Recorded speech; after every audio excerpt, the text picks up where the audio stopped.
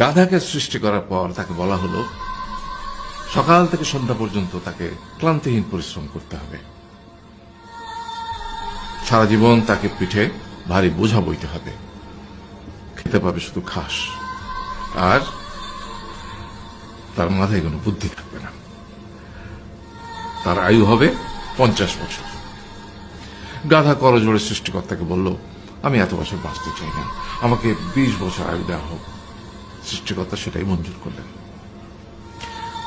কুকুরকে যখন সৃষ্টি করা হলো তখন তাকে বলা হলো যে সে হবে মানুষের সবচেয়ে বড় বন্ধু, কিন্তু সে খাবে মানুষের উচ্ছিষ্ট, এবং তার আয়ু হবে 30 বছর।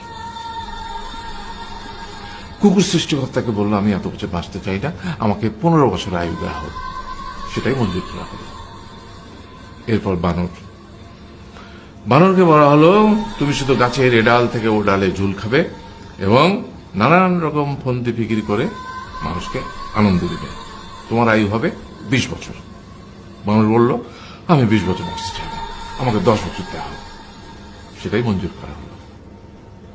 এবার এলো পুরুষ মানুষের পালা। তাকে বলা হলো যে তুমি হলে প্রাণীকুলের মধ্যে সবচেয়ে বিচক্ষণ এবং বুদ্ধিমান, সেই জন্য তোমাকে প্রাণীদের শিরোমণি করা হলো এবং তোমার আয়ু হবে 20 বছর।